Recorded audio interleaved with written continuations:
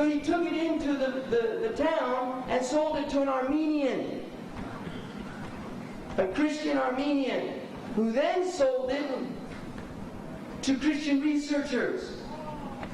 And then he said, can you get more of these? And he said, yes. He said, show me where they are. I said, no, I'll bring them to you. And finally, when he thought he'd sold it out, he showed him where the caves were.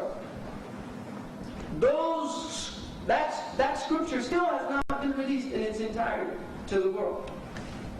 In fact, the book of Isaiah, which is one of the prophetic books of the Old Testament, is hermetically unsealed in the Rockefeller Museum in Tel Aviv. They won't even let researchers look at it. It's not to be opened for 150 years or something. The Catholics and the Israeli government began to actually work together, suppressing the material. And you have to ask, well, what do the Catholics and the Israelis have in common? That they want to suppress material. And this isn't conspiracy theory. This is fact. The researchers within the archaeological community were complaining about this. Let us see the manuscript. We want to see them. Can't do that. Why not? We're still looking at them. What are they afraid of that are in there? Seriously, people have to think about this. What are they afraid of that are in there? Now, the fact that the Jews had tribes living in Medina was a clear proof that they knew that there was a prophet coming to that place.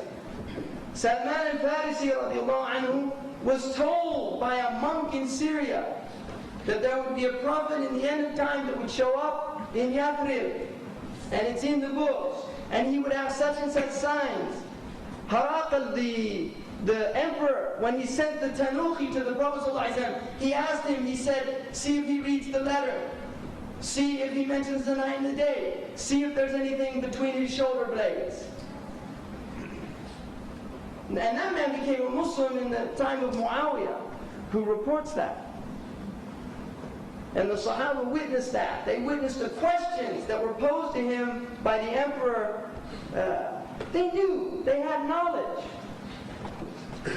So the Prophet ﷺ was the first sign of the beginning of the end. And then the Prophet ﷺ said that the next sign, there would be 6. The next sign would be the opening of Bayt al-Maqdis. Now Bayt al-Maqdis is a very important place because it's the place in which the 3 traditions have something in common there. The Christians see it as the place in which Jesus will establish. According to the evangelicals, you'll get different opinions about this. But they see it as the New Jerusalem will be established as a capital for the millennial period of Christ. This is the modern evangelical belief. It's a 19th century belief. It's a bid'ah in their tradition. The Catholics did not believe that. They thought it was metaphorical, allegorical. That's the way Augustine interpreted it. The modern evangelicals, which are the fastest growing by proselytation religion. We always say the Muslim fastest growing religion. We're the fastest reproducing religion. Seriously, we're the fastest reproducing religion. And there's something to be said for that. But we are not the fastest growing religion in terms of conversion. The fastest growing religion in terms of conversion is Pentecostal Christianity. They've had 50 million conversions in South America alone. The South Americans were Catholic. They have worked very seriously. And there is a very strong link between the Israeli government and Pentecostal Christians. The Pentecostals in the United States support them. And one of the very interesting things about the Pentecostals is that they have television stations and radio stations 24 hours a day. They're talking about the end is near, the end is near. The Jews are announcing 2 years ago that the red heifer was born. People don't even know what this stuff means. What the red heifer? Because they believe that a red heifer would be born in Palestine right before the coming of the Messiah. Now they can clone it, for all we know. They can do that now. They can make it red, purple, pink, whatever their scripture said, they could work it out. Right? So we don't know. The point is, they're claiming that it was born. The Christian support of the Jews in America is extraordinary. In classical Christianity, the Jews were seen as a curse because they rejected the covenant, the new covenant. That's why it's called the New Testament. The Old Testament, the New Testament. They rejected the covenant, and for that reason they lose their special status as God's chosen people. This was the traditional Catholic and Orthodox view. But with the Protestant Reformation and the rise of new interpretations of the Bible, you got the evangelicals beginning to say no. In fact, the Jews were still the chosen people. And not only that the Messiah would come, he would establish his state in Israel, the Jews would be redeemed by their acceptance of him the second time around, not the first time. And so this is the modern version. These people are very active, and the Muslims are asleep because they're active in the Muslim land. They have missionaries that go as nurses, as doctors, to the heartland of the Muslims, pretending not to be missionaries. And I know this with corroborated evidence. I have no doubt about this. They have conversions in Bangladesh, in Pakistan, Turkey, Iran.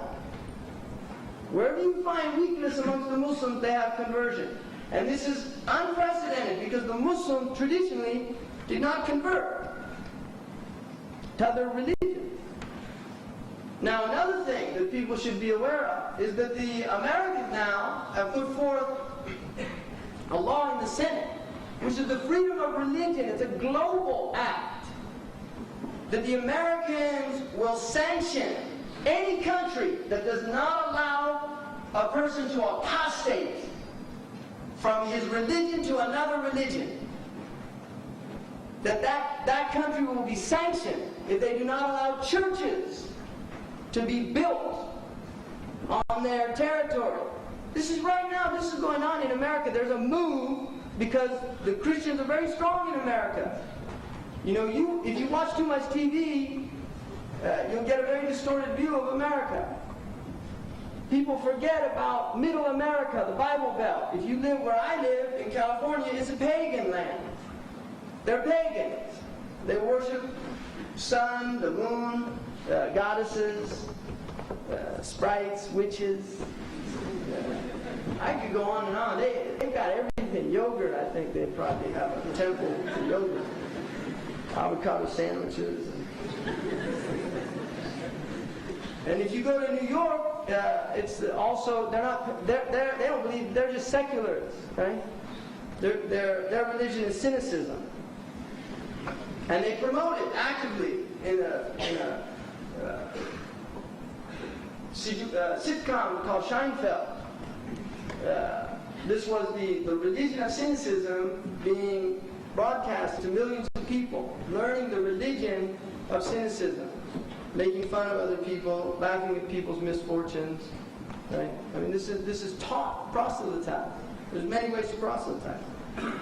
So the second type of, the six, Beit al-Maqdis, and then 2 deaths, Mautani, 2 deaths that will take you, يَأْخُذُ فِيكُمْ كَعِقَاصِ الْغَنَمِ.